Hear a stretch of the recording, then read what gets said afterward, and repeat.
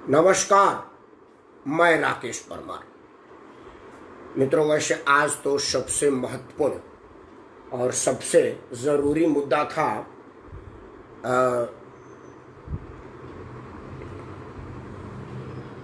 डोकलाम के बाद भारत चीन का एक बहुत ही बड़ा और ज़रूरी उलझन जो उलझा दिया है चीन जो अपने सीमाओं पर कर रहा है, उसकी सबसे ज़रूरी थी आज का मुद्दा। आज उसके अलावा और कोई विषय था नहीं जिसको हम एक मिनट में ज़रा अपने लैपटॉप से इस चीज़ को एक बार ही एक्टिवेट कर दूँ। इसको शेयर कैसे करते हैं मैं नहीं समझ पा रहा हूँ। एनीवे,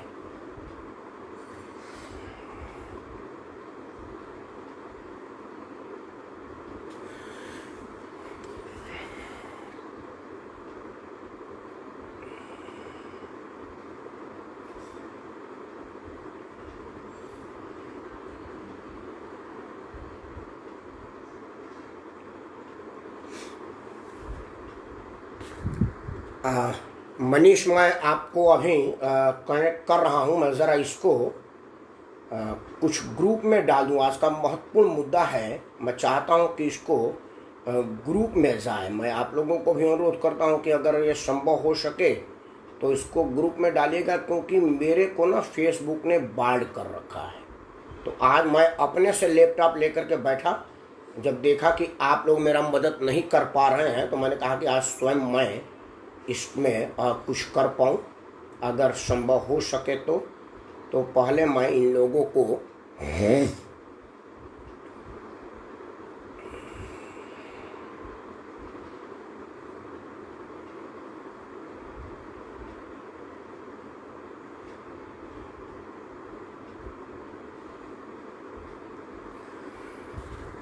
निर्मल पांडे जी नमस्कार, आपसे 2 मिनट। तिवारी जी नमस्कार। आज मुद्दा बड़ा ज़रूरी है, इसलिए मैं ज़रा इसको थोड़ा ना, लोग कह रहे थे कि आप इसको ग्रुप में शेयर नहीं करते हैं, तो आज मैं अपने लैपटॉप को लेकर के बैठा हूँ कि आज कई लोगों के उन बातों को मान लूँ, क्योंकि कई बार पंचों की बात माननी पड़ती है। तो आज मैं उसको ज़रा इसको किसी ग्रुप में थोड़ा सा शेयर कर दूँ, क्योंकि मेरे आईडी को ब्लॉक कर दिया है, हो नहीं रहा है। आदरणीय एम के तिवारी साहब, क्या आप कैमरे पर आकर पंडित जवाहरलाल नेहरू को बोलना चाहेंगे तो मेरे को आदेश करिए। मैं आपको मेरे लिए सौभाग्य की बात होगी अगर तिवारी जी आकर के मुझे मार्गदर्शन देंगे, तो ये मेरे लिए सौभाग्य की बात होगी। तिवारी जी, अगर आप आके मुझे अपना मार्गदर्शन देंगे तो मुझे बहुत अच्छा लगेगा, मेरे लिए बहुत उपयोगी होगा अगर आप आज आएंगे तो। एनीवे, मैं ज़रा 2 मिनट आपका और लूँगा, 1 मिनट और लूँगा। ये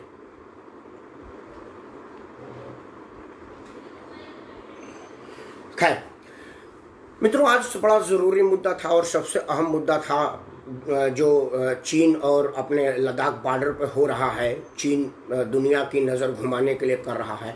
उससे भी ज़रूरी मुद्दा आज जो पिंजड़ा तोड़ गैंग था ना, वो जो शाहीन बाग में उत्पात मचाए हुए था, आज उसकी भी रिपोर्ट आई है और उन लोगों की भी कलाई खुल गई है। उन लोग भी आज बड़ा एक्सपोज हुए हैं और उस पर भी आज बात किया जा सकता था। लेकिन आज का मुद्दा सबसे महत्वपूर्ण रहा है पंडित जवाहरलाल नेहरू पर, क्योंकि मैं आजकल ना बहुत समाचार नहीं देख रहा हूं, क्योंकि समाचार से ना कंफ्यूजन हो जा रहा है। लेकिन लॉकडाउन से मैं 2 बार समाचार देखता हूं, सवेरे 1 घंटा और शाम को 1 घंटा। आदरणीय प्रेमनाथ द्विवेदी जी को मैं सादर प्रणाम बोल रहा हूं। लेकिन मैं ये समझने में ज़रा मुझे आसानी नहीं हो रहा है कि आज पंडित जवाहरलाल नेहरू का क्या वाकई पुण्यतिथि थी। मैं ये इसलिए कह रहा हूँ कि मैं 1964 में तो था नहीं, 27 मई को मेरा जन्म ही नहीं हुआ था, और समाचार पर मैंने कहीं नहीं देखा। क्या आप लोगों में से किसी ने देखा क्या? तो कृपया मुझे अपडेट करेगा। मैंने किसी समाचार पर नहीं देखा कि पंडित जवाहरलाल नेहरू के विषय में बताया हो। वैसे ये भी एक स्पष्ट है कि मैं एक समाचार को लगातार नहीं देखता। जब भी विज्ञापन आता है मैं इस समाचार से उस समाचार पर चला जाता हूँ। ये भी एक मेरी मजबूरी है, मेरी कमजोरी है। लेकिन अगर आप में से किसी ने भी पंडित जवाहरलाल नेहरू के विषय में किसी समाचार चैनल पर कोई बात सुना हो उनके पुण्यतिथि पर कि आज पंडित जवाहरलाल नेहरू भारत के प्रथम प्रधानमंत्री का पुण्यतिथि है, तो कृपया मुझे अपडेट कर दे तुरंत, नहीं तो मैं आगे समाचार वालों के लिए कुछ कहूंगा तो समाचार वाले कहेंगे कि परमार ऐसे फालतू बोलता रहता है। क्योंकि मैं समाचार वालों के विषय में ही अपनी बात सोच रहा हूं कि कुछ कहूं, क्योंकि समाचार चैनल पंडित जवाहरलाल नेहरू के विषय में नहीं कहे हैं। ये इशू आज बन रहा है मित्रों। ये इसका वजह ये है कि मैं जब पंडित जवाहरलाल नेहरू के विषय में बात करता हूं, जो मैं पंडित जवाहरलाल नेहरू के विषय में जानता हूं, जितना मैं पंडित जवाहरलाल नेहरू के विषय में पढ़ा है, जितना मैं नहीं देखे, तिवारी जी ने नहीं देखा। चलिए, तो तिवारी जी ने अपडेट किया है तो मैं मतलब खुला समाचार चैनल के तिवारी जी आपके मतलब मैंने भी नहीं देखा, क्योंकि मैं भी आज नहीं देखा किसी समाचार चैनल पर कि कहीं पर भी आया हो। लेकिन अगर तिवारी जी कह रहे हैं तो बिल्कुल सही कह रहे होंगे कि किसी समाचार चैनल पर नहीं आया है। अब यहीं से शुरू होता है इन बातों पर अफसोस जाहिर करने का। मैं 1 सेकंड आपका और समय लूंगा। इधर जो कुछ कमेंट जो आ रहे हैं मैं उनके विषय में पढ़ दूं, क्योंकि आज मैंने तैयारी किया है प्रोफेशनल लोगों की तरह से। मैं लैपटॉप लेकर के बैठा हूं, क्योंकि होता क्या था कि नीचे मैं देख नहीं पाता था और कई लोग कहते थे कि आपने हमारा वाला पोस्ट नहीं पढ़ा, आपने हमारा वाला शेयर नहीं किया। तो आपसे 1 मिनट के लिए क्षमा चाहूंगा कि मैं थोड़ा मेरा ध्यान लैपटॉप की तरफ से है, लेकिन मैं इसमें 1-2 लोगों को शेयर कर दूं। कई लोगों ने मेरे को आदेश दिया था कि आप मेरे को उस वक्त तक शेयर नहीं कर पाते हैं। उस बीच आपसे एक और बात करनी थी, वो पंछी गिरोह का पिंजरा तोड़ गिरोह। कुछ शाहीन बाग की मैं क्या कहूँ महिलाएं थी, आज उनका एक्सपोज हुआ है कोर्ट में, जो दाखिला हुआ आज उसका आया था डिटेल्स, उसकी भी एक समाचार चैनल पर आया था। कुछ समाचार चैनल पर यह भी समाचार तो वो भी बहुत दुखद है कि कई लोग जो कि प्रवासी हैं वहां से बिहार और उत्तर प्रदेश में आते हैं, रेलों में कई लोगों का रास्ते में मौत हो गया। ये भी बड़ा महत्वपूर्ण समाचार था। इस विषय पर भी आपसे आशीर्वाद चाहूंगा मैं। एक समाचार चैनल वाला ये भी बता रहा था कि कई लोग जिन लोगों की मौत हुई उसका कारण था रेल का 4-4, 5-5 दिन में अपने गंतव्य तक पहुंचना, जो कि 12-12, 13-13 घंटे में पहुंच जाते थे, लेकिन वो नहीं पहुंच पा रहे और इस गर्मी में उनके पास भोजन नहीं था, पानी नहीं था। ये भी एक कारण शायद हो सकता था। इन सब अव्यवस्थाओं से तो मैं दुखी हुई हूं। मैं चर्चा कर रहा हूं व्हाट्सएप यूनिवर्सिटी से मिले ज्ञान से आदरणीय नवीन चतुर्वेदी जी को मैं सादर प्रणाम बोल रहा हूं। क्या करें, नवीन चतुर्वेदी का पढ़ना पड़ेगा, क्योंकि पंडित जवाहरलाल नेहरू के पार्टी के भक्त आदमी है और मैं उनको अपना बहुत इनको प्रणाम करता हूं।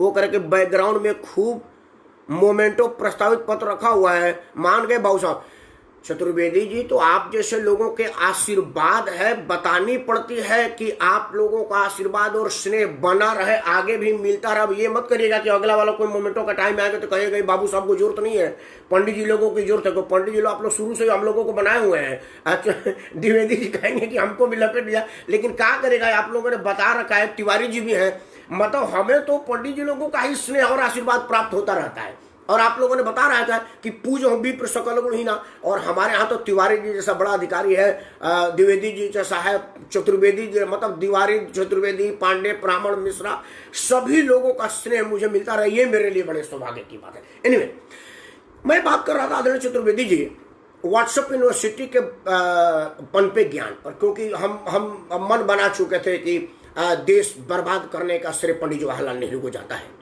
मतलब ये गलती पंडित जवाहरलाल नेहरू किया, वो गलती पंडित जवाहरलाल नेहरू किया, कश्मीर को पंडित जवाहरलाल नेहरू ने किया, फलाना ढिमाका, मतलब कई तरह की र्यूमर्स कहिए, मतलब जो आप उनको कह सके वो पंडित जवाहरलाल नेहरू के नाम पर आता था। आज मैं उन्हीं 2-3 चीजों पर आप सबों से चर्चा करूंगा। एक चीज जान लीजिए कि हु वाज पंडित जवाहरलाल नेहरू। सबसे पहले यहीं से शुरू करेंगे, कौन थे पंडित जवाहरलाल नेहरू, क्या उनकी शख्सियत थी, क्या उनकी हैसियत थी, तब जाकर के आप समझ पाएंगे कि पंडित जवाहरलाल नेहरू क्या है। और पंडित जवाहरलाल नेहरू के विषय में बात करने से पहले हमें कितना उनके विषय में जानना चाहिए। मित्रों, पंडित जवाहरलाल नेहरू आज नरेंद्र मोदी की जो लोकप्रियता देख रहे हैं ना, पंडित जवाहरलाल नेहरू के मुकाबले 5-10% ही है। ये बहुत जिम्मेवारी के साथ और बहुत ही विश्वास के साथ आपको बता रहा हूं। क्योंकि जिस वक्त पंडित जवाहरलाल नेहरू थे उस वक्त विपक्ष दूर दूर तक था ही नहीं। ना तो जिला पंचायत में विपक्ष था, ना नगर पंचायत में विपक्ष था, ना विधानसभा में विपक्ष था, ना केंद्र में विपक्ष था। मतलब आज जो विपक्ष के लोग उल जलूल बयान देते रहते हैं, कुछ भी बोलते रहते हैं, उस वक्त बोलने के लायक भी कोई विपक्ष नहीं था। मतलब पंडित जवाहरलाल नेहरू को कुछ भी करने की छूट थी, कुछ भी करने की परमिशन थी, कुछ भी वो कर सकते थे, उनको कोई रोकने वाला नहीं था। लेकिन तब भी पंडित जवाहरलाल नेहरू विपक्ष के एक आदमी के आवाज को, अपने वो सैकड़ों सांसदों के आवाज के ऊपर तहरीर देते थे और उनका बात सुनते थे। मित्रों, ये लोगों से सुना हुआ बता रहा हूं, मैं वहां गवाह नहीं था, क्योंकि 1964 में तो मेरा जन्म ही नहीं हुआ था। तो मैं कैसे कहूंगा पंडित जवाहरलाल नेहरू, क्योंकि मेरे पास इतना ज्ञान तो नहीं था कि गुरु नानक जी और कबीर दास जी और फलाना जी एक ही जगह बैठ करके भजन कीर्तन करते थे। मैं वहां पर नहीं था, तो मैं इतनी बड़ी ज्ञान की बात बता नहीं सकता हूं, क्योंकि मेरा उम्र आप सब जानते हैं, बहुत छोटा आदमी हूं मैं। उस वक्त तो मेरा जन्म ही नहीं हुआ था, तो मैं कैसे बता सकता हूँ। खैर, बात आज इस पर है विपक्ष की। एक वाक्य मैं बताऊं जो मैं सुना हूं, पढ़ा, हो सकता है गलत हो। तिवारी जी जैसा ज्ञानी आदमी, द्विवेदी जी जैसा ज्ञानी आदमी मुझको इस बात पर करेक्ट करेगा। वाक्य था कि शायद महिलाओं के अधिकार का बिल पास हो रहा था। पंडित जवाहरलाल नेहरू विदेश संस्कृति के आदमी थे, विदेश बाहर में पढ़े लिखे थे, इसमें कहीं कोई दो राय नहीं थी। पंडित जवाहरलाल नेहरू को जो लालन पालन हो रहा था वो विदेशी कल्चर और विदेशी संस्कृति का था। राम मनोहर लोहिया जी ने उसका विरोध किया। जब सदन खत्म हुआ तो पंडित जवाहरलाल नेहरू राम मनोहर लोहिया के घर गए और उन्होंने पूछा, डॉक्टर वर्खा वर्षा जी को मैं नमस्कार बोल रहा हूं, कृपया बने रहेगा, अपना स्नेह और आशीर्वाद बनाए रहिएगा।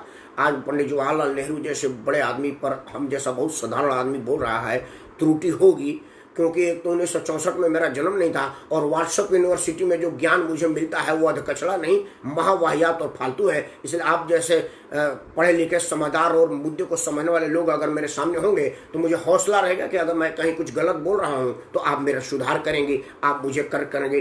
डॉक्टर वर्खा वर्षा जी को मैं नमस्कार बोल रहा हूँ और हाथ जोड़ कर प्रार्थना कर रहा हूँ कि मुझे कृपया सुधारने का प्रयास करिएगा। हम सीखने वाले लोग हैं, सुधरने वाले लोग हैं, अगर कुछ गलत बोल रहे हैं तो पंडित जवाहरलाल नेहरू राम मनोहर लोहिया जी के यहाँ गए और बोले कि तुमने इस बात का विरोध क्यों किया। महिला बिल, पुरुष और महिला एक ही बाप के संतान होते हैं, तो पुरुष को और महिला को, मतलब बेटा और बेटी को क्यों न संपत्ति में से हिस्सा दिया जाए, ये तुमने क्यों कहा। पंडित जवाहरलाल नेहरू बोले कि देखो, तुम अंग्रेजी संस्कृति के लोग हो, भारत की संस्कृति का एक मिनट, तिवारी जी ने कहा है मैं पहले मार्गदर्शन है, मैं पढ़ लूं, क्योंकि वो जरूर मेरे को सुधारने वाले होंगे, मैं कुछ गलत बोल जाऊं। एमके तिवारी को मैं सादर प्रणाम बोल रहा हूँ। तिवारी जी ने लिखा है कि जवाहरलाल नेहरू भारत के प्रथम प्रधानमंत्री थे और स्वतंत्रता पूर्व और पश्चात की भारतीय राजनीति में केंद्रीय व्यक्तित्व थे। जन्म 14 नवंबर 89 प्रयागराज और मृत्यु 27 1967 नई दिल्ली। पूर्ण नाम जवाहरलाल नेहरू, पत्नी कमला नेहरू। बिल्कुल तिवारी जी बहुत बहुत धन्यवाद। मुझे मालूम था कि उनका पुण्यतिथि आज ही है। असल में क्या होता है कि मैंने देखा है कि नरेंद्र मोदी जी की अगर जन्मदिन होती है, अमिताभ बच्चन का अगर कोई जन्मदिन होता है तो अमिताभ बच्चन के जन्मदिन को मैं 1 महीना पहले से आता हूँ समाचार और कहता देखिए अमिताभ बच्चन ने जो साबुन लगाना है सीधे कंपनी से। हाँ, तो मेरे जो संवाददाता, कौन संवाददाता वहां पर, हाँ मिस्टर नालायक, आपने अमिताभ बच्चन के दर्जी से बात की। जी जी जी जी, ऐसा मिस्टर बेमतलब, आपको सीधे सीधे बताना चाहता हूं कि अमिताभ बच्चन जो साबुन लगाएंगे वो इसी कंपनी में बनी थी, यही बन रही थी। अच्छा, तो मिस्टर बेमतलब आप ये जो रिपोर्टिंग कर रहे हैं इसका स्रोत क्या है। बोले जी हम मिस्टर फालतू और बिना जानकारी वाले मिस्टर बिना जानकार से लिए सूचना का आधार पर आपको बोल रहे हैं। हमने इस देखा है, सुना है, लेकिन जब कभी पंडित जवाहरलाल नेहरू की जन्मदिन आती है या जवाहरलाल नेहरू वो जयप्रकाश नारायण की जन्मदिन आती है, अनफॉर्चुनेट है कि 11 तारीख को पंडित अमिताभ बच्चन और जयप्रकाश जी का जन्म होता है। जयप्रकाश जी के विषय में नहीं बताया जाता। पंडित जवाहरलाल नेहरू भारत के प्रथम प्रधानमंत्री थे। आप समझिए, इस देश शौशय अवस्था में था, नवजात बच्चा को पाल पोस करके बड़ा करने की जिम्मेदारी उस आदमी के पास थी। उस महान शख्सियत को आप कैसे इनकार कर सकते हैं। मेरा पंडित जवाहरलाल नेहरू से राजनीतिक विरोध हो सकता है, मैं बिल्कुल नहीं मान सकता कि पंडित जवाहरलाल नेहरू मेरे पार्टी के थे या मैं उनके पार्टी का हूं, उनकी नीति को मैं नहीं मान सकता। लेकिन मैं भारत का आधार कार्ड धारी हूं तो मैं भारत के पहले प्रधानमंत्री को इग्नोर कैसे कर सकता हूं। इस बात का मुझे अफसोस है। समाचार चैनल पर मैं लगातार 3 दिन से बोल चुका हूं। 2-3 समाचार के बड़े बड़े मित्रों ने मेरे को फोन किया कि 2 दिन हम लोगों को आराम दीजिए, सांस लेने दीजिए, कोरोना पहले मार रही है, सरकार मार रही है, और आप भी लगातार 2 दिन से अंधेर नागरे और चौपट पत्रकार कह रहे हो। तो मैंने सोचा कि आज पत्रकारिता पर नहीं बोलूंगा, लेकिन शाम तक का कसम तोड़ने का मन किया जब मैंने कहीं नहीं सुना कि कोई समाचार चैनल पर पंडित जवाहरलाल नेहरू के विषय में ये बताया गया हो कि आज ही वो दुखद दिन था जब पंडित जवाहरलाल नेहरू हमको छोड़ करके गए थे। ये मुझे अफसोस लगा। इनमें मैं बात कर रहा था राम मनोहर लोहिया वो बेटी बिल पर। तो राम मनोहर लोहिया बोले कि देखो पंडित, तुम्हारा सोचना और हमारे सोचने में अंतर है। तुम महिला और पुरुष को बराबर अधिकार देते हो, यहाँ पर है, लेकिन एक बात जानते हो, हमारी जो भारतीय संस्कृति है, मेरी पत्नी को जैसे मैं ऊंची आवाज में बोलूंगा तो बोलेगा हाँ बोलो, अभी मायके चले जाऊंगी। 3 भाई और 4 भतीजे हैं मेरे, आधा आधा रोटी अगर छोड़ देंगे ना थाली में तो वो मुझसे खत्म नहीं होगा। तो अपना रखो थाम झम, मैं जा रही हूं अपने यहाँ। फिर मेरी फटके हाथ में आ जाएगी, अरे महाराज हे पे देवता निधान, यही रहो, हमारी गृहस्थी को मझधार में छोड़ करके मत जाओ। ये घमंड तुम उस महिलाओं से ना छीनो जो पुरुष के हया करके अपनी पौरुष स्थापित करने की बात करती हैं, वो घमंड रखती हैं। अगर वो वहां पर हिस्सेदार होकर के आ जाएंगी तो फिर उनका कहीं नहीं होगा कि वो हिस्सा लेके आएंगी और वो पति को दे देंगी, बेटे को दे देंगी, बहू को दे देंगी, अपने गले में तो लटका के रखेगी नहीं। यहाँ तो जो कमा के देता है बेटा बेटी उसका नहीं होता, तो वो जो ले लेंगी उसका क्या होगा, लेकिन उनका वो अधिकार होगा। बुजुर्ग महिला भी, मैं अपने माता जी को सुनता था, मैं मेरे पूज्य माता जी कभी कोई बात होती कहते सुनिए 2 रोटी से ज्यादा नहीं खाती, 4 भाई है मेरे पास, और 4 भाई में से अगर आधा आधा टुकड़ा खा छोड़ दिया ना तो 2 रोटी होगा, और 2 रोटी भी मुझसे पूरा नहीं खाया जाता। वो दूध पीते हैं रात को ना, अगर थोड़ा थोड़ा दूध भी बर्तन में छोड़ दे, वो सारा बर्तन 1 गिलास भरूंगी ना तो पूरा गिलास मेरा हो जाएगा। तुम अपना ताम जम रखो, मैं नाराज जा रही हूँ। ये शक्ति जो ये बोल्डनेस है ना भारतीय महिला का, वो मत छीनो। दूसरी बात क्या थी कि एक संस्कृति है कि जब हम शादी करते हैं तो दहेज देते हैं, हालांकि वो तो दहेज दानव के रूप में हो गए हैं, वो उनके अपने हैसियत के अनुसार ही दिया जाता है, वो महिलाओं का है और पूरा जीवन उनको प्राउड करने का वो होता है। तो पंडित जवाहरलाल नेहरू उस बात को माने और उन्होंने राम मनोहर लोहिया के बात को तहरीर दिया। अपने घोर विरोधी, बिल्कुल घोर विरोधी श्यामा प्रसाद मुखर्जी जी को उन्होंने अपने कैबिनेट में मंत्री बनाया और उनके बाद एक भी उनके किए बिल प्रस्ताव को खारिज नहीं किया। आज लोग कहते हैं कि वो करवा दे, ये करवा दिया। मैं व्हाट्सएप यूनिवर्सिटी के किसी बात की बात नहीं कर रहा। मैं एक चीज मानूं, आज जो हम लोग बड़े बड़े अस्पताल, बड़े बड़े कारखाने और बड़े बड़े चीज देख रहे हैं, वो पंडित जवाहरलाल नेहरू ने ही किया था। पंडित जवाहरलाल नेहरू ने किसी सार्वजनिक प्रतिष्ठान को बेचने का काम नहीं किया, किसी सार्वजनिक संपत्ति को निजी हाथों में सौंपने का काम नहीं किया। पंडित जवाहरलाल नेहरू ने यह किया कि देश में नवरत्न बनाया। आज जो नवरत्न है जिसको हम बेच करके मालामाल होने की सोच रहे हैं, ये पंडित जवाहरलाल नेहरू ने ही बनाया है। ये पंडित जवाहरलाल नेहरू के टाइम की ही बात है। उससे भी बड़ी बात आपको बताऊं जो आजकल बड़ा मुश्किल से मिलता है। चीन धोखा दिया हमारे भारत को। असल में क्या था कि पंडित जवाहरलाल नेहरू के जो रक्षा मंत्री थे कृष्णा मेनन जी व्यवहारिक रूप से कम्युनिस्ट आदमी थे। उनको कम्युनिस्ट के तौर पर ही जाना जाता है। उन्होंने पंडित जवाहरलाल नेहरू को यह समझाने का प्रयास किया और उस पर सफल हो गए कि चीन हम पर हमला नहीं कर सकता, क्योंकि कृष्णा मेनन को अपने कम्युनिस्ट प्रेम से पर भरोसा था कि मैं कम्युनिस्ट हूं और मैं उस पर प्रेम करता हूं, तो कम्युनिस्ट एक हम पर नहीं करेगा जिसका मैं, क्योंकि उस वक्त चीन के लिए उन्होंने अमेरिका, इंग्लैंड और कई जो कम्युनिस्ट विरोधी सरकारें थी उससे लुआ लिया था कृष्णा मेनन ने। तो उनको अपने उस पर, आज के भाषा में कहा तो अपने चमचागिरी पर भरोसा था। लेकिन चीन का तो जन्म ही आस्तीन में सांप छुड़ा घोपने वाला रहता है, पीठ में उन्होंने अपना काम किया। उस वक्त बड़ा जगहसा हुआ पंडित जवाहरलाल नेहरू और कृष्णा मेनन का। आज की तारीख की राजनीति और आज की व्यक्तित्व और उस वक्त के व्यक्तित्व सुनिए, जिनका ग्राम पंचायत से लेकर के और लोकसभा तक कोई मुकाबले में नहीं था। उन्होंने लोकसभा में खड़े होकर कहा कि ये चीन के साथ संबंधों के आकलन करने में मेरे से भूल हो गई और ये मेरी गलती है, राष्ट्र मुझे माफ करे। कितना बड़ा दिल था उनका।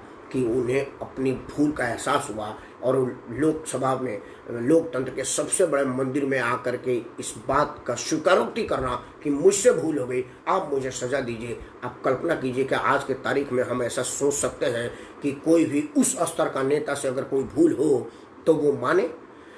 मित्रों, आज रेलवे स्टेशनों पर लोगों को बुलाया जाता है कि आइए ट्रेन आ रही है, और दिन भर बैठा करके धूप में कई लोगों को जान गंवाना पड़ा, लेकिन ना तो रेल मंत्री मानने को तैयार है कि उससे गलती हुई है, और ना ही महाराष्ट्र की सरकार मानने को तैयार हो रही कि हमने गलत सूचना के आधार पर स्टेशन पर पहुंचा दिया। दोनों लोग एक दूसरे पर दोषारोपण कर रहे हैं। आज ही मैं बाइट सुन रहा था रेल मंत्री का, वो कह रहे हैं कि 148 ट्रेन मांगे, मैं ट्रेन पहुंचा दिया, ट्रेनें खाली है।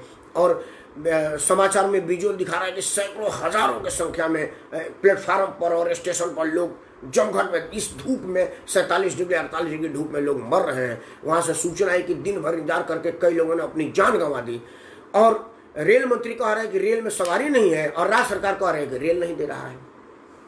मतलब आज की राजनीति में समझिए तो पंडित जवाहरलाल नेहरू की विशाल हृदय को समझिए, जिन्होंने कहा कि हमसे भूल हो गई है, हमको माफ करें, हमसे गलती हो गई। असेसमेंट करने में देखिए भूल इंसान से ही होता है। पंडित जवाहरलाल नेहरू इसको कहते हैं। पंडित जवाहरलाल नेहरू का मतलब ये है। अब आप कल्पना कीजिए, आज लोग सरदार पटेल और पंडित जवाहरलाल नेहरू के संबंधों को बात करते हैं।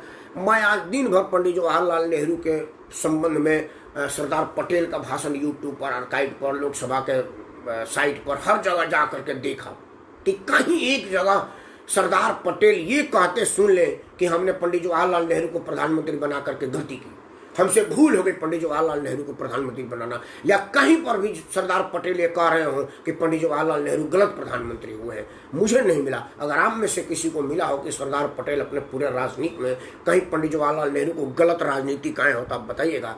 मुझे तो नहीं मिला है। लेकिन आज के लोग ये बात कहते हैं कि अगर पटेल होते तो वो होता। नवजोत से सिद्धू का एक संवाद है कि अगर मेरे मौसी को मूछ होता हो तो मेरा मौसा होता। इस तरह के हाइपोथेटिकल क्वेश्चंस पूछ करके हम एक दूसरे को लड़वा रहे हैं, क्योंकि हमें कुछ करने का नहीं है। हमें हर दोष जवाहरलाल को देना है, क्योंकि जवाहरलाल 1964 में जा चुके थे। अब जिनको उनका कान पकड़ना है, जाए जहाँ पंडित जवाहरलाल नेहरू है वहाँ जा करके मिले, बाकी हमको यहाँ छोड़ दे। मित्रों, ये सबसे बड़ा और सबसे बड़ी बात है। कुछ और बात कहूँ उसके पहले, आज पंडित जवाहरलाल नेहरू पर जो लोग मुझे मार्गदर्शन दिए, मैं उनका प्रसून कुमार श्रीवास्तव जी को मैं सादर प्रणाम बोल रहा हूँ। आपने लिखा है कि बहुत से लोगों का विचार है कि नेहरू ने अन्य नेताओं की तुलना में भारत के स्वतंत्रता संग्राम में बहुत कम योगदान दिया था, फिर भी गांधी जी उन्हें भारत का प्रथम प्रधानमंत्री बना दिया। प्रसून श्रीवास्तव जी, सबसे पहले आप एक बात जान लीजिए कि पंडित जवाहरलाल नेहरू, पहले प्रश्न था कि आप जाने कि हु वाज पंडित जवाहरलाल नेहरू। पंडित जवाहरलाल नेहरू उस वक्त के सबसे महंगे वकील मोतीलाल नेहरू के बेटा थे, जिनकी भोजन पानी बहुत शानदार तरीके से चल रही थी। वो दुनिया के सबसे ज़्यादा ऐशो आराम को अवेल कर रहे थे, उनको किसी चीज़ की कमी नहीं थी। देश के आज़ादी के लिए वो जेल यात्रा किया, जेलों में यातनाएं झेला, सड़कों पर पदमार्च किया, और वो जो भी उस वक्त के स्वतंत्रता आंदोलन में लोग कर रहे थे वो की। पंडित जवाहरलाल नेहरू और सरदार पटेल दोनों का तो तुलना ही नहीं किया जा सकता कि दोनों में से क्या था। अब आज मान लीजिए कि आप कह रहे हैं कि उनका योगदान, अगर सरदार पटेल प्रधानमंत्री बन गए होते तो लोग कहते कि पंडित जवाहरलाल नेहरू को प्रधानमंत्री बन जाना चाहिए था। अगर उन दोनों में से नहीं, कोई कहते कि फिर तो खान अब्दुल गफ्फार खान को बन जाना चाहिए था, कोई कहते कि वो मियां मौलाना साहब को बन जाना चाहिए था।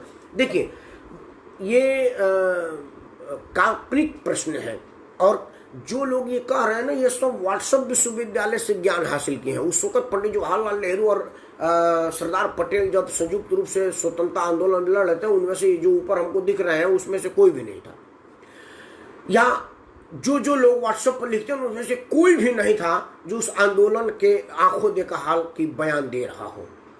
और उनके इतिहास और इतिहासकारों पर अगर हम बात करें तो हमारे देश में एक सबसे बड़ी भूल हुई है। मैं इस पर एक दिन पूरे आधे घंटे का स्टोरी चलाऊंगा, आपको बता देता हूं कि आज़ादी के बाद शिक्षा को हमने क्रिश्चियन को दे दिया, ईसाइयों को दे दिया, और ईसाई हमारा शिक्षा कंट्रोल कर रहा है, और इतिहास लेकर हमने वामपंथियों को दे दिया। तो वामपंथी अपने हिसाब से इतिहास बताया और क्रिश्चियन अपने हिसाब से हमको शिक्षा दिया। अब बताइए कि जो शिक्षा हमने हासिल किया उसी के आधार पर हम शिक्षित होंगे। तो ये जो आप प्रसून श्रीवास्तव जी कह रहे हैं, ये व्हाट्सएप यूनिवर्सिटी का दिया हुआ ज्ञान है, वो अपने हिसाब से जो बेहतर समझो किए।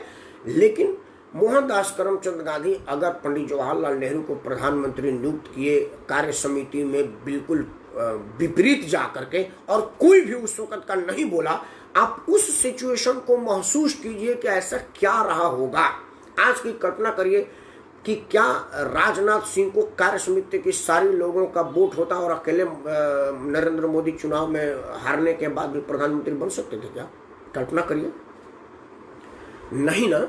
तो आप समझिए कि उस वक्त के लोगों के पास प्रधानमंत्री का पोस्ट कोई इतना बड़ा पोस्ट नहीं था, इतनी महत्वपूर्ण पोस्ट नहीं थी जिसके लिए वो कहे कि जी जीता हूं मैं तो मैं ही आऊंगा। आप इस वक्त इतनी त्याग, हमारे नेताओं में जो त्याग थी, आप उस पर क्यों नहीं एक बार सोचते कि वो इतनी त्याग थी कि वो कहते कि प्रधानमंत्री ये कोई बहुत बड़ा पोस्ट नहीं है, हमको राष्ट्र बड़ा पोस्ट है, राष्ट्र निर्माण पोस्ट है, हम सबके सब प्रधानमंत्री हैं। शायद ऐसा रहा होगा। ऐसा गांधी जी ने उन लोगों को, क्योंकि वहां पर वीडियो रिकॉर्डिंग तो थी नहीं उस कार्य समिति में, चिट्ठी जो भेजा होगा तो वो लोग बोले होंगे कि प्रधानमंत्री तुम तो सब प्रधानमंत्री को कि देश को निर्माण करना है।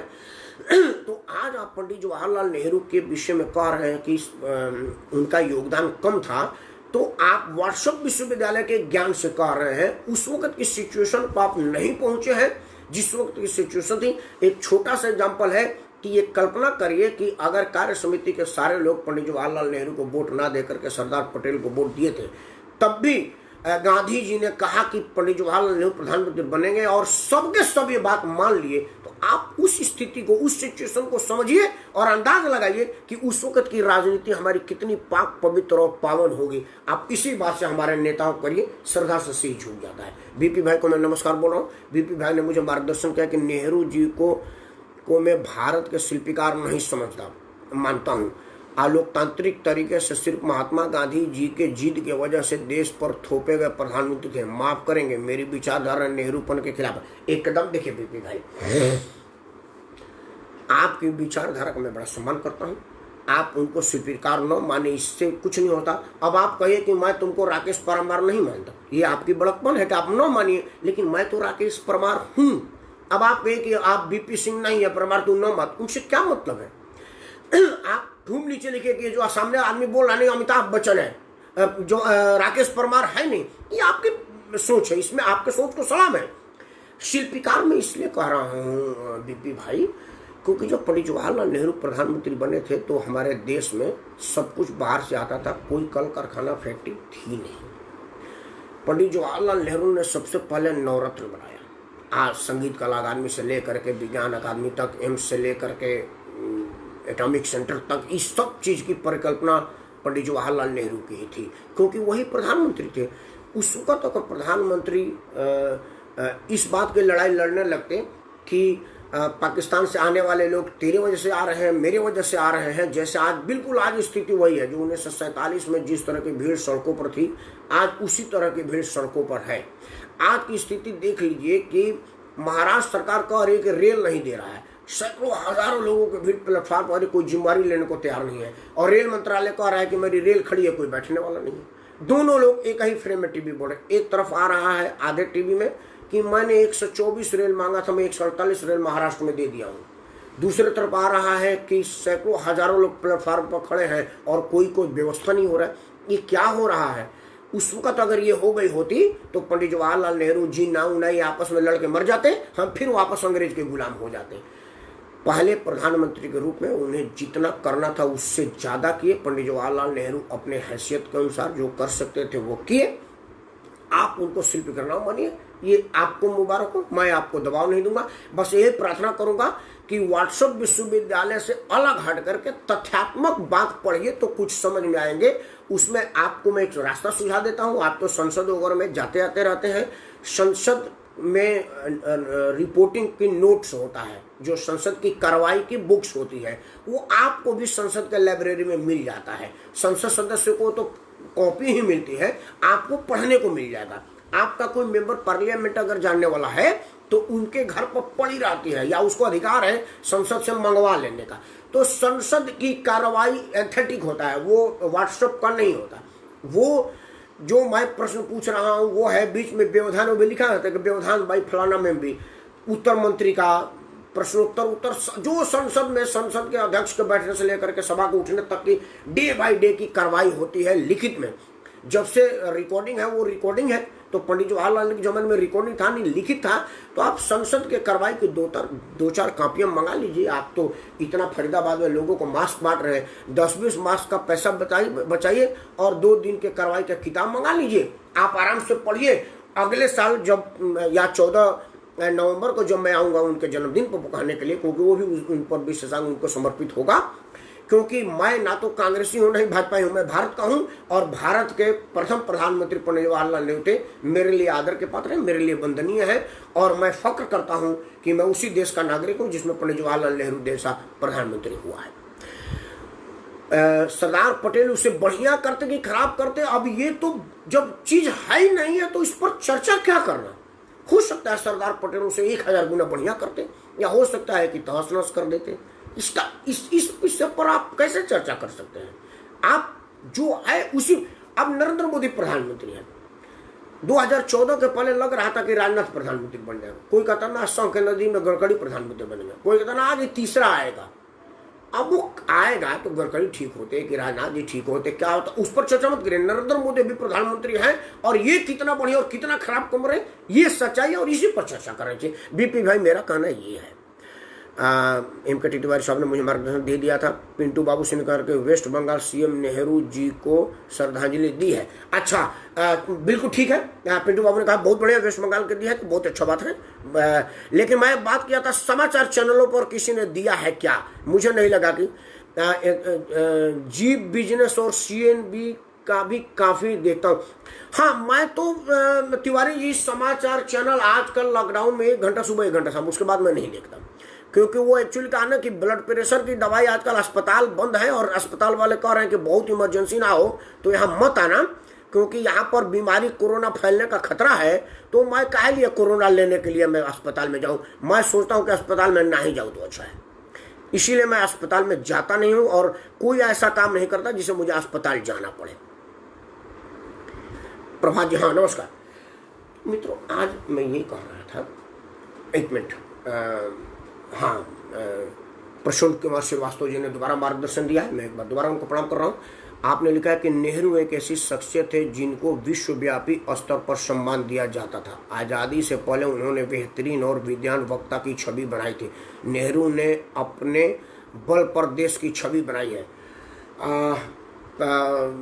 प्रशांत श्रीवास्तव जी, आप बिल्कुल जो आपका ऊपर वाला बयान था कि बहुत से लोगों का विचार है कि नेहरू अन्य नेताओं की तुलना में भारत, और जो अब आपने लिखा है वो दोनों ही आप ही का बात विरोधाभासी है। लेकिन हाँ चलो ठीक है, आप मेरे बात को आपने माना। मैं भी यही कह रहा हूँ कि पंडित जवाहरलाल नेहरू अपनी एक छवि बनाया था, उसमें कहीं कोई दो राय नहीं था। असल में क्या था कि आज़ादी में जो भी लड़ रहे थे ना, जो भी हमारे आज़ादी के दीवाने थे, वो सबके सब की एक अपनी छवि थी, उसमें कोई कोटा पे नहीं आया था। मतलब किसी आदमी को सुरक्षित सीट से जितवा करके नहीं बुलाया गया था कि वो आया हुआ कि मेरा क्या कर लेगा, मुझे तो सुरक्षित स्थान पाना है। उस वक्त राजनीति में कोई नामित सदस्य नहीं था कि एक काम करो, तुमने मोटा चंदा दिया है तो तुमको नामित कर देते हैं, तुम आ जाओ। ना ही उस वक्त कोई ऐसा आदमी था जिसके पिताजी का प्रभाव था और माताजी को नामित कर दिया गया, या पिताजी का बड़ा नाम था, बेटा जी नामित हो गए। इसलिए उस वक्त के जितने भी प्रभात सिंह, हाँ नमस्कार प्रभात जी, आपने लिखा है कि नेहरू जी ने विरासत दिया उसको, आज कांग्रेस पार्टी अपने आदर्शों से नहीं। हाँ, आपकी ये बात है कि जो नेहरू जी ने विरासत अपने बच्चों, जैसे उनकी पुत्री इंदिरा जी, उसके बाद उनके पुत्र राजीव जी दिए हैं, तो ये जो आज की कांग्रेस है वो नेहरू जी की कांग्रेस है ही नहीं। नेहरू जी वाली कांग्रेस तो इंदिरा जी के प्रभाव में आते ही खत्म हो गई थी, क्योंकि नेहरू जी के कांग्रेस में विपक्ष का सम्मान था, विपक्ष का मान था, विपक्ष का बात का ध्यान था, और विपक्ष का नेता चुनाव जीत करके आ जाए इस बात का उम्मीद किया जाता, और कोई नहीं होता तो नामित कर दिया जाता था।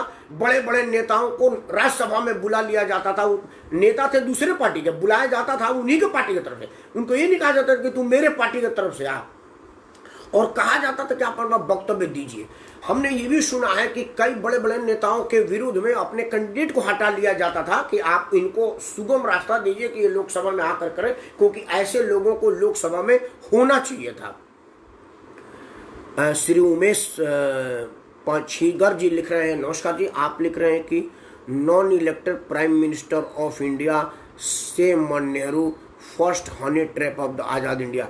I think you are on mistake, Mr. Umesh.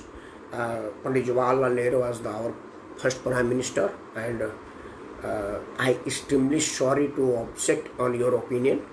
He was the trap by the honey trap. If you are say something hanky-panky by the anyone, what about the recent politicians involved in I don't want to share because my channel is a family channel and so many genuine and generous person are watching me, so I don't want to share more than this. So please and please आदरणीय प्रेमनाथ द्विवेदी जी ने मुझे मार्गदर्शन दिया है। मैं चाहता हूँ 1947 के नेता गुणों का त्याग निःसंदेह और अद्वितीय है एवं अविस्मरणीय रहेगा। भाव क्षण भी था और सभी एक से एक त्यागी थे। उनके लिए नियम एवं तकनीकियाँ बारीकियाँ मायने रखती थीं।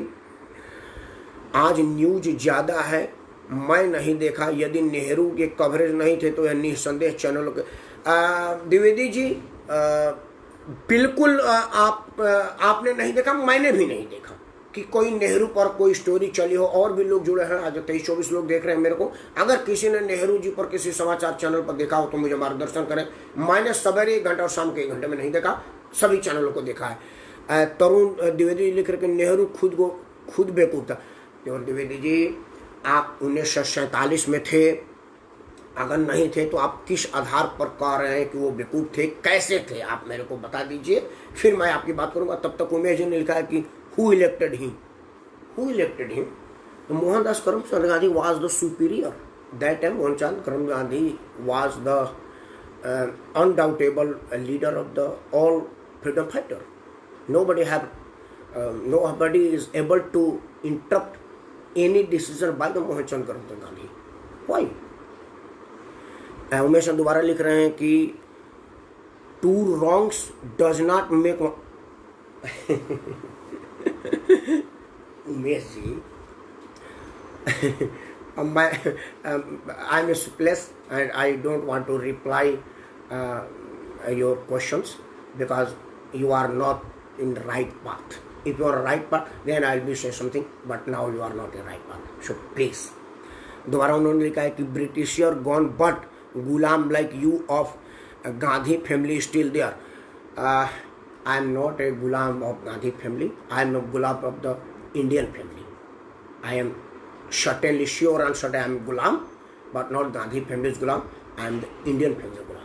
I am Gulam by Indian, and I proud myself that I am Indian Gulam. Anyway, Umesh ji, I respect your thought, but not agree with your thought. You have an independent person. Every person have liberty to speech because the freedom of speech in our country. So you can say anything else. I respect your thought, but I cannot endorse your thought. But freedom of speech, you can speak. I have no problem. But please, and please. British government. Anyway हर आदमी की अपनी अपनी opinion है, उसमें कहीं कोई दो रहता। मैं श्री द्विवेदी जी की बात कहना चाहूँगा। तरुण द्विवेदी जी ने दोबारा लिखा है, मैं चाहूँगा इनको भी हो। लोकतंत्र में हर आदमी का, पंडित जवाहरलाल नेहरू यही तो कहते थे। वो श्यामा प्रसाद मुखर्जी जी उस वक्त उनके घोर विरोधी राजनीतिक थे। उन्होंने उन्हें कैबिनेट में रखा था, भाई तो कैबिनेट में रह करके विरोध करो। तो हमारा तो फेसबुक वाले छोटा सा, मैं किसी विरोधी को कैसे कह सकता हूँ कि ना बोले। मैं दोबारा तरुण द्विवेदी जी के बात का सम्मान करता हूँ। आपने क्या लिखा है? चंद्रशेखर आजाद के बारे में क्या राय है? सिर झुक रहा है उनके सम्मान में श्री चंद्रशेखर आजाद के विषय में। श्री चंद्रशेखर आजाद और पंडित जवाहरलाल नेहरू दोनों का तुलना ही नहीं हो सकता। अभी बात हो रही है पंडित जवाहरलाल नेहरू प्रथम प्रधानमंत्री के रूप में, जो प्रथम प्रधानमंत्री का कार्यकाल था। मैं मिश्रा जी को मैं सादर प्रणाम बोल रहा हूँ। आप आए, आपकी तस्वीर देखी, आपको देखता हूँ तो चेहरे पर लालिमा आ जाती है। अनुरोध करूँगा, आपको कैमरे पर बुलाऊंगा, भागेंगे तभी अनुरोध करूँगा मैं आपको। प्रभाकर मिश्रा जी, आज मैं अकेले परेशान हो रहा हूं, लोगों को जवाब देते थे, आप तथ्यात्मक जवाब देंगे, मुझ जैसा लपेट कर नहीं देंगे। आप कृपया आइए, मैं आपको बुलाता हूं। मेरा प्रश्न है कि पंडित जवाहरलाल नेहरू प्रथम शिल्पकार थे इस देश के, इसमें कहीं दो राय नहीं था। भारत के राजनीति की उस टाइम में विरोधियों का कितना सम्मान था और आज की क्या हैसियत है, इस पर मेरा बात चल रहा था। मैं प्रभाकर जी आपको आमंत्रित करता हूं, कृपया आप आइए, मना मत करिएगा, क्योंकि आप आएंगे तो मेरा हौसला बढ़ जाएगा। मैं आपको बुला रहा हूं और मजबूर कर रहा हूं हाथ जोड़ करके कि आप आइए, जरूर आइए और इस पर जरूर बात करिए। जब तक आप अपना कैमरा वैमरा ठीक करेंगे तब तक मैं अपनी बात रख रहा हूं। तरुण द्विवेदी जी का चंद्रशेखर आजाद और जवाहरलाल नेहरू या मोहनदास करमचंद गांधी जी, भगत सिंह, चंद्रशेखर आजाद, राजगुरु, ये दोनों लोग ना अलग अलग, वो रेलगाड़ी के दो लाइन थे। दोनों लोगों का अपना अपना ओपिनियन था, अपना अपना राजनीति का तरीका था। पंडित जवाहरलाल नेहरू लोग चाहते थे कि पढ़े लिखे लोकतांत्रिक तरीके से आंदोलन और इन तरीकों से देश को आज़ाद कराया जाए, और सुभाष चंद्र बोस और चंद्रशेखर आजाद, भगत सिंह, ये सब लोग चाहते थे कि अगर कुछ हो सके तो किसी भी हद तक जाकर के किया जाए। उन दोनों लोगों की अपनी अपनी राजनीति थी। उन दोनों लोगों की राजनीति का यहाँ पर कोई मेल नहीं है, यहाँ पर कोई तुलना नहीं है। भगत सिंह, चंद्रशेखर आजाद, राजगुरु, विश्व में इन लोगों का, जवाहरलाल जी, गांधी जी, सरदार पटेल जी, इन सब से तुलना किया नहीं जा सकता। तो दोनों की राजनीति अलग थी, दोनों का तुलना यहाँ पर नहीं हो सकता है। प्रभात सिंह ने लिखा है मेरे को, यदि आपसे कांग्रेस पार्टी को अपना वजूद वापस करना हो तो नेहरू जी द्वारा दी गई प्रेरणाओं को गहराई पूर्वक अध्ययन करें और उसे आज के समय में समाहित करें। धन्यवाद। प्रभात जी, मेरा अपना मानना है कि जो आज की कांग्रेस है, पंडित जवाहरलाल नेहरू की कांग्रेस नहीं है। ना तो पंडित जवाहरलाल नेहरू की नीतियों की कांग्रेस है, ना पंडित जवाहरलाल नेहरू के विचारों की कांग्रेस है, ना पंडित जवाहरलाल नेहरू जैसा बड़ा दिल की कांग्रेस है। दोनों ही नहीं, मैं द्विवेदी जी आपकी बात कहता हूं, दोनों ही में कोई तुलना नहीं है। अब आप एक उदाहरण ले लीजिए, पंडित जवाहरलाल नेहरू के घोर विरोधियों को जवाहरलाल नेहरू सम्मान देते थे, उनका इज्जत करते थे और उनकी बात को प्राथमिकता देते थे।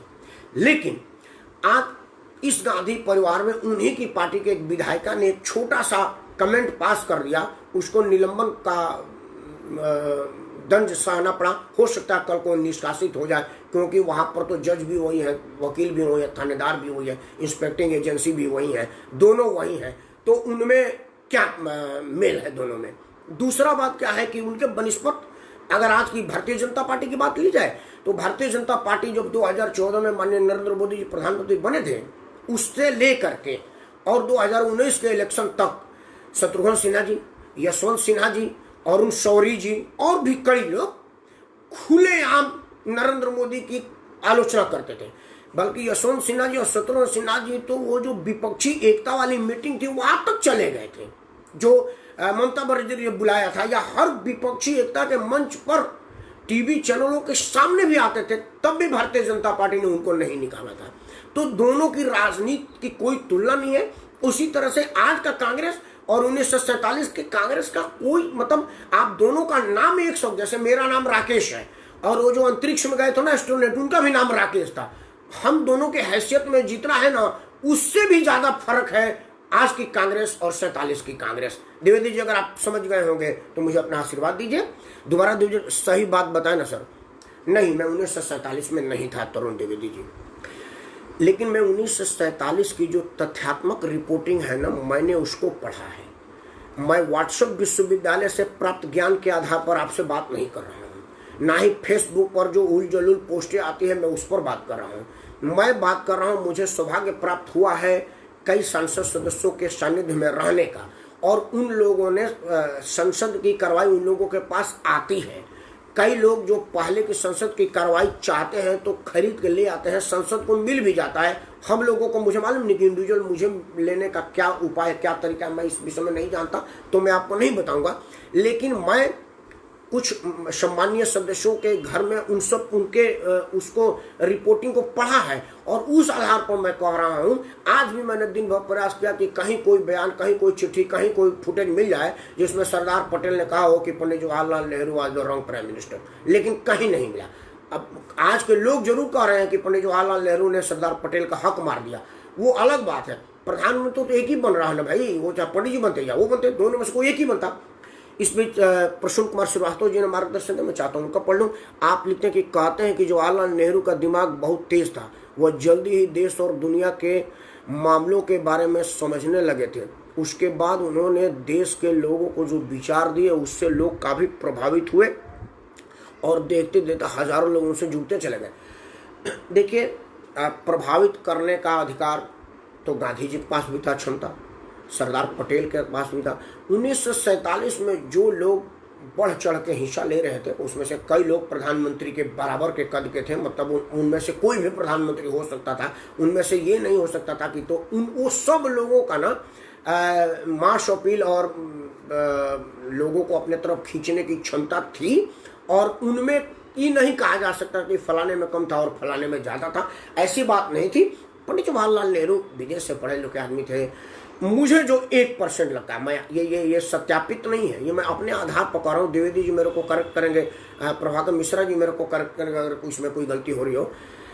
शायद ये कहा जाता है कि पंडित जवाहरलाल नेहरू चूँकि इंग्लैंड में पढ़े लिखे थे, अंग्रेजी खूब बढ़िया बोलते थे और बोल्डनेस थी उनमें, मतलब अंग्रेजों से कंधे में कंधा मिलाकर के बात करने की क्षमता थी।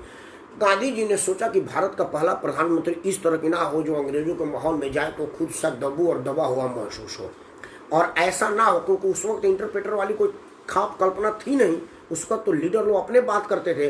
तो शायद पंडित जवाहरलाल नेहरू की अच्छी अंग्रेजी की पकड़ ने उनको प्रधानमंत्री रेस में आगे किया। ये मेरे छोटे दिमाग की छोटी जानकारी का आधार पर कह रहा हूँ। गांधी जी ने क्या सोचा मैं ये नहीं बता सकता क्योंकि उनका बड़ा सोच था, वो बड़े आदमी थे।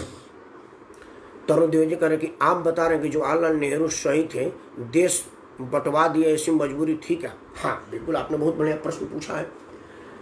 मैं बिल्कुल पंडित जवाहरलाल नेहरू को ही देश बंटवारे का जिम्मेवार मानता हूँ, इसमें कहीं कोई दो राय नहीं। लोग कहते हैं कि गांधी तैयार हुए, नहीं, पंडित जवाहरलाल नेहरू का डिसीजन था और जीना का देश बंटवारे का। गांधी जी तो इस पर मोहर लगाए थे। उस वक्त की स्थिति क्या थी, अब वो आज थोड़ा बहुत आ रहा है, वो दिख रहा है। 1947 के करीब करीब हम आ रहे हैं। मोहम्मद अली जिन्ना पंडित जवाहरलाल नेहरू से ज़्यादा बड़े धर्मनिरपेक्ष थे, पर वो कोई भी इस्लामिक प्रतीक को नहीं मानते थे। मतलब जैसे वो दाढ़ी बढ़ाना, मूछ कटाना, टोपी लगाना, नमाज करना, उन्होंने स्वयं ही कहा कि मैं नमाज पर भरोसा नहीं करता, ये मैं मानता ही नहीं, मैं नास्तिक आदमी हूँ। लेकिन जब देश में राजनीति पर बात आई और दोनों लोग एक ही समान तरीके पर थे तो भाई राजनीतिक वर्चस्व की लड़ाई तो रहेगी ना। आपको बीच में रोक के बताऊंगा, विश्वनाथ प्रताप सिंह जब कांग्रेस से अलग होकर के अपनी राजनीति को चमकाए तो उस वक्त के सबसे बड़े राजनीतिक मेरे बलिया जिला के परम श्रद्धेय चंद्रशेखर जी को बात बुरा लगा। उन्होंने कहा कि भाई विपक्ष की थाली हम सजाए हैं और जीवन ये कर रहा है। उसकी स्थिति ये हुई कि चंद्रशेखर जी ने अपनी पूरी शक्ति से उनका विरोध किया और उनकी सरकार गिर गई। उनके सरकार गिराने की जिम्मेदारी श्रद्धेय चंद्रशेखर की थी। वो इसलिए कि उनको ये लग रहा था कि प्रधानमंत्री का उचित दावेदार तो मैं था। जीना को भी वही लगा कि भाई प्रधानमंत्री का, मैं भी तो इंग्लैंड में पढ़ा लिखा हूँ, अंग्रेजी तो मैं भी जवाहरलाल जैसे बोल लेता हूँ। तो जब उन्होंने लगा कि भाई यहाँ पर पंडित जवाहरलाल नेहरू की पकड़ मजबूत हो रही है हमारे मुकाबले, और हमारा सिर्फ मुसलमानों पर ही पकड़ मजबूत हो रहा है जबकि मैं असल में धर्मप्रेमी आदमी हूँ, तो वो फिर उसने मुस्लिम कार्ड खेल दिया। देश में इतना हिंदू मुस्लिम अंग्रेजों ने उसको करवा दिया कि स्थिति इतनी खराब हो गई कि संभालना मुश्किल हो गया। तब जाकर के हुआ कि इस देश को एक बार धर्म के आधार पर बांट दिया जाए, मुसलमान का एक अलग राष्ट्र हो जाए। जीना का ये प्रस्ताव आया और पंडित जवाहरलाल नेहरू को उस वक्त के हालात के हिसाब से मजबूरी में मानना पड़ा। देश बंटवारे से ना तो पंडित जवाहरलाल नेहरू खुश थे और ना ही जिन्ना खुश थे, लेकिन ये उस वक्त हुआ और इसका सूत्रधार बना मीम भीम कोलाबोरेशन के मंडल साहब। जिन मंडल साहब ने बाद में भारत में शरण लिया था, वो एक दूसरे तरफ मामला चला जाएगा। द्विवेदी जी, श्री तरुण द्विवेदी जी, प्रेमनाथ द्विवेदी जी नहीं, ये मामला मैं तरुण द्विवेदी जी को एडजस्ट करके कह रहा हूँ, आदरणीय प्रेमनाथ द्विवेदी जी को नहीं। आज का मेरा प्रश्न था कि भारत के प्रथम शिल्पकार पंडित जवाहरलाल नेहरू पर वो एक दूसरे तरफ चला जाएगा। मैं इसलिए नहीं कर रहा हूँ क्योंकि देश बंटवारा पर अगर चर्चा होगी तो पंडित जवाहरलाल नेहरू के शिल्पकार होने से मामला अलग हो जाएगा, चूंकि मैं नहीं चाहता कि शिल्पकार होने से अलग हो, आज इसी पर मामला हो, इसलिए मैं चाहता हूं कि आज शिल्पकार मामला हो। खैर अभी 11 भी बज रहा है, कुछ लोगों ने अगर मेरे को मार्गदर्शन दिया तो दिया क्योंकि वीडियो लंबा हो रहा होगा। खैर मित्रों, मेरा ये कहना है कि देश में बयार आ रहा है कि जी फलाना समस्या जवाहरलाल ने किया, फलाना समस्या जवाहरलाल ने किया, फलाना समस्या जवाहरलाल ने किया। उससे बाहर हटिए, बाहर निकलिए और जो पंडित जवाहरलाल नेहरू करके चले गए हैं उसके दशमलव में भी आप करिए, देश आपका ऋणी हो जाएगा जिस तरह से पंडित जवाहरलाल नेहरू का ऋणी है। आप कल्पना करिए कि जिस वक्त देश आज़ाद हुआ था हमारे पास कुछ भी नहीं था, एकदम उस तरह का सीन थी कि कोई आदमी हमारे घर में रह रहा था और कमरा खाली करके चला जाए, एकदम वीरान कमरा था। उस कमरे को सजाना, उस कमरे को बनना, इनमें से जितने लोगों ने अपना रूम शिफ्ट किया है उनको कमरा सजाने में कितना दिन लगा है, 3 महीना बाद पता चलता उस ये डब्बे में अच्छा साबुन था, वो हो इसमें साबुन रखा था, मिला नहीं। जिन लोगों ने नए कमरों में शिफ्ट करके कमरा खाली किए होंगे ना, उन्हें पता चला होगा कि एक कमरे से दूसरे कमरे जाने में, सजाने में कितना टाइम लगता है। वो ये समझ सकते हैं कि जब हमारा देश आज़ाद हुआ था ना तो बिल्कुल देश को तहस नहस करके गए थे सब। उसके बाद हमारे देश को संभालना, सजाना उसी तरह से है जैसे मोहम्मद रफ़ी एक गाना गा चुके हैं। एक उनका कल्पना उस संगीतकार का था कि इस टोन में गाना है और उसके बाद उस गाना को गाना, दोनों में बड़ा अंतर है। पहले ये सोचना कि ये किस राग में होगा, किस धुन पे होगा, उसका परिकल्पना करना, और फिर दोनों अलग अलग बात है। पंडित जवाहरलाल नेहरू को पहली बार धुन बनाने का मौका मिला था कि कैसा हमारा देश का धुन होगा, लोग उस संगीत को कॉपी कर रहे हैं, दोनों में बड़ा अंतर है। श्री तरुण द्विवेदी जी दोबारा लिखा है कि फिर यहाँ मुस्लिम समाज को रखा गया, क्या आज मुद्दा खत्म हुआ सर? आप नहीं चाहेंगे कि शिल्पी पर बात हो तरुण द्विवेदी जी, लेकिन चलिए मैं बयान से रणछोड़ सिंह नहीं हूँ, मैं भाग ही नहीं सकता बयानों से, मैं बिना जवाब दिए तो भाग ही नहीं सकता। देखिए उस वक्त ये परिकल्पना नहीं थी कि सारे ही मुसलमान देश छोड़ कर चले गए। बहुत महीन लाइन है, मुसलमान के नाम पर एक देश बना था, लेकिन उस वक्त ये ना होता कि जो जाना चाहे चला जाए और वहां से जो आना चाहे आ जाए। ना तो तब के पाकिस्तान ने कहा था कि अब इसमें से एक भी हिंदू नहीं रहेगा, सबको भगाओ, ना ही हिंदुस्तान ने कहा था कि इसमें एक भी मुसलमान नहीं रहेगा, सबको भगाओ। ये नहीं था, बंटवारा था कि भाई एक देश पाकिस्तान बन रहा है, जो उसमें जाना चाहे जाए और जो रहना चाहे रहे। जब हिंदू राष्ट्र की परिकल्पना की बात है तो पंडित जवाहरलाल ने यही कहा कि यहाँ जो अल्पसंख्यक रह गए हैं उनके मन में किसी तरह की भय ना हो, उनके मन में किसी तरह की डर ना हो, इस वजह से हम हिंदू राष्ट्र न बनाएंगे। नहीं तो जो लोग हमारा अपना वतन मान करके इस देश में रहना कबूल किए हैं उनको अपने निर्णय पर अफसोस ना करना पड़ा हो, इसीलिए मुसलमान आज रह गया है। उन्हीं मुसलमानों को 1947 की स्थिति लाने की क्रिया गंदे राजनीतिक लोग करें। कल का मेरा बयान ही था कि अंधेरी नगरी चौपट राजा। असल में क्या है कि राजनीतिक दलों को करने के लिए कुछ नहीं है, वो कुछ करना न चाहते नहीं है। अगर राजनीतिक वाले लोग सब लोगों को शिक्षित और समझदार कर देंगे तो फिर हम लोग पूछेंगे ना कि भाई आज की तारीख में लालू प्रसाद यादव चपरासी अस्पताल से फार्म हाउस में कैसे आ गए, मुलायम सिंह यादव प्राइमरी स्कूल से अरबों में कैसे पहुंच गए, मायावती नगर निगम रेखात्मका से करोड़ों अरबों में कैसे पहुंच गए, ये प्रश्न उठेगा ना भाई। तो वो चाहते हैं कि आपका प्रश्न दिमाग इस तरफ ना जाए, इसलिए उन्होंने कह दिया कि ये मुसलमान है, ये देशद्रोही है, वो हिंदू है देशद्रोही है, ब्राह्मण है क्षत्रिय विरोधी है, ये क्षत्रिय है तो दलित विरोधी है। हमको इसी में उलझा कर रख दिया है, ये सीन है और कोई सीन नहीं है। आप जान लीजिए कि उस वक्त ये नहीं था कि सारे मुसलमान इस देश से जाएंगे, स्थिति ये थी कि जिनको जाना हो जाए, जिनको रहना हो रहा है। प्रभात सिंह जी ने लिखा है कि आज ऐसा क्यों लग रहा है कि कांग्रेस पार्टी टाइटैनिक जहाज की तरह डूब रही है, कुछ स्टेट को छोड़कर कहीं भी दिखाई नहीं दे रही है।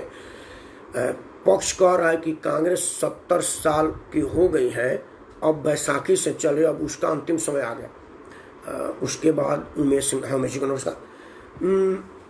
प्रभात जी आपका कहना बिल्कुल 100% सत्य है, आप बिल्कुल सही कह रहे हैं, आपका बात का मैं अक्षरशः मान रहा हूं।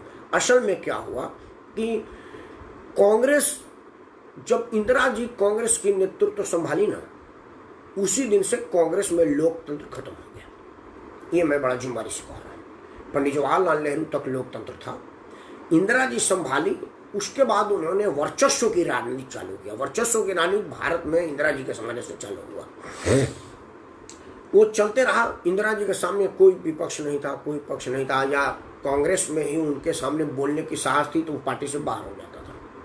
उसके बाद राजीव गांधी जी आए। राजीव गांधी जी बड़े साफ दिल के राजनीतिक थे, वो राजनीतिक काट छाट दाव पेच के आदमी नहीं थे, लेकिन उनके जो सिपा सलार थे वो कहते थे कि देखिए माता जी ये चाहती, माता जी होती तो ये कहती, दादाजी होते तो ये कहता। ये जो बातें थी ना, वो उस वक्त राजीव गांधी जी कुछ राजनीतिक अनुभवहीनता के वजह से हुआ। पार्टियां रोज रोज टूटने लगी, लोगों को लगा कि यार जहाज उड़ा कर सीधे देश उड़ाने आ गया है, तो लोग उनके विरुद्ध आने लगे। फिर उन्होंने कुछ दल बदल टाइप का सब कानून बनाया। उसके बाद आज सोनिया गांधी के बाद तो लोकतंत्र कांग्रेस में कहना बिल्कुल उसी तरह से जिस तरह से मेरे पास कोई दारू का नाम ले। मतलब जितना मेरा दारू से नफरत है, सोनिया गांधी के कांग्रेस में लोकतंत्र में उतना ही नफरत, मतलब इंटरनल डेमोक्रेसी, आंतरिक लोकतंत्र कांग्रेस में। इसका सीधा साधा उदाहरण ये आपको बता रहा हूं कि अर्जुन सिंह जी सोनिया गांधी को देश में रखने का श्रेय जाता है। वो यहाँ मामला उचित नहीं है कहना, ये अच्छा बात नहीं है, लेकिन जब सोनिया की पावर में है तो उन्होंने अर्जुन सिंह को नंबर 2 की हैसियत बनने नहीं दिया, क्योंकि उनको लग रहा था कि अर्जुन सिंह ऐसे आदमी है जो नंबर 1 में चले जाएंगे। दूसरी बात आपको बताऊं, आज जो अदिति के साथ हुआ है वहां तो डेमोक्रेसी का सत्यानाशी हो गया। तो वो कांग्रेस और ये कांग्रेस नहीं होता। कांग्रेस अगर पंडित जवाहरलाल नेहरू को नीति को आज अपना ले 2024 के चुनाव में जीत जाएगी, लेकिन ऐसा लगता प्रतीत नहीं हो रहा है, क्योंकि अब व्हाट्सएप विश्वविद्यालय है और इस पर ज्यादा ज्ञान बढ़ रहा है, एंथेटिक ज्ञान कहीं नहीं मिल रहा है। तरुण द्विवेदी कह रहे हैं कि प्रभावित किया सर आपने। ये मेरा सौभाग्य है कि आदरणीय एक और सीनियर द्विवेदी जी का आशीर्वाद मिल रहा है और अब आपका भी मिल जाएगा। मेरे लिए बड़ी खुशी और बड़ा सौभाग्य की बात है। मित्रों, आज का मेरा मुद्दा था पंडित जवाहरलाल नेहरू भारत के प्रथम शिल्पीकार। हम सबको उनका सम्मान करना चाहिए और एक बार रिकॉर्ड रूम में जाकर के रिकॉर्ड देख लेना चाहिए कि जवाहरलाल नेहरू ने क्या क्या किया। व्हाट्सएप और फेसबुक पर नहीं, क्योंकि यहाँ पर ज्ञान तो हमारे जैसे अनपढ़ लोग बोलते हैं, तो अनपढ़ बोलेगा तो अनपढ़ जैसा बोलेगा ना भाई। लेकिन वहाँ जो डॉक्यूमेंट एविडेंस है ना पार्लियामेंट का, उसको देखिए, उसको मानिए, तब आपको समझ में आएगा। प्रभात जी ने लिखा है दोबारा से कि मैं आपके गांव से प्रभात आपको सारा चढ़ मैं प्रभात जानता हूँ आपको, लेकिन चूंकि सार्वजनिक मंच पर तो मैं विपिन को भी विपिन जी ही बोलता हूँ। प्रभात जी आप विपिन को जानते होंगे ना? विपिन को नहीं जानते तो टुन्नू को तो जानते होंगे, लेकिन टुन्नू फेसबुक पर आप है और फेसबुक पर हत्या मेरा बेटा है। तो ये सार्वजनिक मंच है प्रभात जी, इसलिए ये बात मुझे कहना पड़ रहा है। जब ये लाइव बंद हो जाएगा फिर हम क्या हैं और आप क्या हैं, गांव वाली और घर वाली बात होगी। यहाँ पर मुझे आप ही कहना पड़ेगा, क्योंकि ये सार्वजनिक मंच है। और अभी मैं लोकतंत्र में डेमोक्रेसी की बात कर रहा था, तो डेमोक्रेसी में सब बराबर है। चाहे विपिन मेरे भाई का बेटा हो, वो भी मेरे लिए बराबर है, आप भी बराबर है, मेरे बीपी भाई भी बराबर है। एनीवे, अंतिम बात बीपी भाई का पढ़ूंगा, अब समय ज्यादा हो रहा है। बीपी भाई लिखा कि आपको विरोध का सामना करना पड़ेगा। देखिए, लोकतंत्र में विरोध और अनुरोध ये दोनों तो चलते रहने चाहिए। अगर विरोध और अनुरोध हट जाएगा तो फिर लोकतंत्र रहेगा ही नहीं। पंडित जवाहरलाल नेहरू ने ये बीज बोया था कि आप विरोध का सम्मान करिए। तो हम आज पंडित जवाहरलाल नेहरू के विषय में बात कर रहे हैं, तो हम विरोध की सम्मान क्यों नहीं करेंगे? हम विरोध का भी सम्मान करेंगे और जितनी क्षमता होगी उतनी जवाब देंगे। अगर कोई जवाब गलत आ रहा है तो आप उसको लिखिए कि आपने ये बात गलत बोल दिया, तथ्यात्मक नहीं था। मैं आपका सम्मान करता हूँ।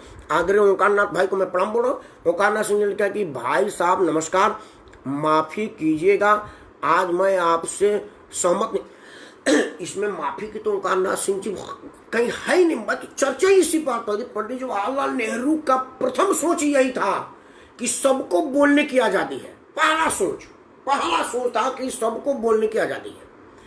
पंडित जवाहरलाल नेहरू श्यामा प्रसाद मुखर्जी को बोलने की आजादी दिए थे। बोलो, वो घोर हिंदुत्व बोलते थे और वो घोर हिंदुत्व विरोधी थे। पंडित जवाहरलाल ने कहा है कि मैं गलती से हिंदू में पैदा हुआ, कर्म से मुसलमान हूँ, पढ़ाई से ईसाई हूँ। उनका कहने का मतलब लोग गलत इंटरप्रेट करते हैं। उनका जो कहना था वो बड़े दिल से सुनिए। उनका कहना था कि हिंदू मुस्लिम सिख ईसाई मैं ही हूँ सब। ना मैं हिंदू हूँ, ना मुस्लिम हूँ, ना सिख हूँ, मैं भारतीय हूँ, और भारतीय हूँ तो हिंदू मुस्लिम सिख ईसाई सब हूँ। आप उसको गलत इंटरप्रेट क्यों करते हैं? वो कहते थे कि मैं जन्म गलती से हिंदू में जन्म, कर्म से फलाना ना। उनका कहना था कि हिंदू मुस्लिम सिख ईसाई मैं ही हूँ। बीपी भाई ने दोबारा लिख लिया कि कर लीजिए जितना गुणगान नेहरू एवं उसके चमचे कांग्रेसियों का, हंस रही देखिए, जब मैं नेहरू जी की बात कर रहा हूं तो आज की कांग्रेस नेहरू जी की कांग्रेस नहीं है। तो वो नेहरू और ये कांग्रेस को तुलना मत करिए, कृपया मत करिए, बिल्कुल मत करिए बीपी भाई। वो नेहरू जी की कांग्रेस और ये कांग्रेस का दूर दूर तक कोई संबंध नहीं था। इत्तेफाक से नाम कांग्रेस है, जैसे मेरा नाम राकेश है, राकेश परमार, और जो एस्ट्रोनॉट थे उनका नाम था राकेश शर्मा, दोनों राकेश ही थे, लेकिन दोनों में कितना अंतर था वही दोनों लोगों में। खैर, आप सब लोग जो मेरा विरोध कर रहे हैं, आपका भी सम्मान है। पंडित जवाहरलाल नेहरू ने यही कहा था कि लोकतंत्र में विरोध का आवाज का सम्मान करना चाहिए, बल्कि उसका ज़्यादा सम्मान चाहिए। तो ओंकार नाथ सिंह जी का तो मेरा पहले से ही सम्मान है, हृदय से सम्मान है। और दूसरा, आप माने या ना माने, पंडित जवाहरलाल नेहरू ने देश में जितना औद्योगिकरण, जितना स्वास्थ्य का संरचना मजबूत किया था, नाट्य कला अकादमी, संगीत कला अकादमी जैसे कई प्रतिष्ठित अकादमियाँ बनाई थी, अभी के प्रधानमंत्री पूरे 6 साल में उसके 0.1% भी कोई प्रतिष्ठान कायम नहीं किए। अगर 6 साल में कोई नया एम्स बना हो तो मेरे को बताया जाए, कोई संगीत कला अकादमी की नई ब्रांच बनी हो तो बताया जाए, कोई नृत्य कला अकादमी की नई ब्रांच बनी हो तो बताया जाए, कोई इसरो की नई प्रतिष्ठान बनी है तो बताया जाए, कोई नया भाखड़ा नांदल बांध जैसा कुछ बना हो तो बताया जाए, कुछ ऐसा नया बना हो तो बताया जाए, आपका सम्मान रहेगा। बीपी भाई ने कहा कि भारी विरोधाभास में आज नेहरू का खानदान कहते हैं न रहा न कुल कोई रहा, जैसे बिल्कुल आपका सम्मान है। लेकिन आज पंडित जवाहरलाल नेहरू के पुण्यतिथि पर समाचार चैनलों का उनके प्रति मुंह मोड़ने से मैं दुखी हूँ। लेकिन भारत के होने के नाते मैं अपने प्रथम प्रधानमंत्री के पुण्यतिथि पर मैं उन्हें सत प्रणाम करता हूँ, उनके स्मृतियों को नमन करता हूँ और उनके किए कृत्यों के सामने सिर झुकाता हूँ और प्रार्थना करता हूँ कि हारेगा कोरोना, जीतेगा हिंदुस्तान, मेरा भारत महान और सबको जय श्री राम।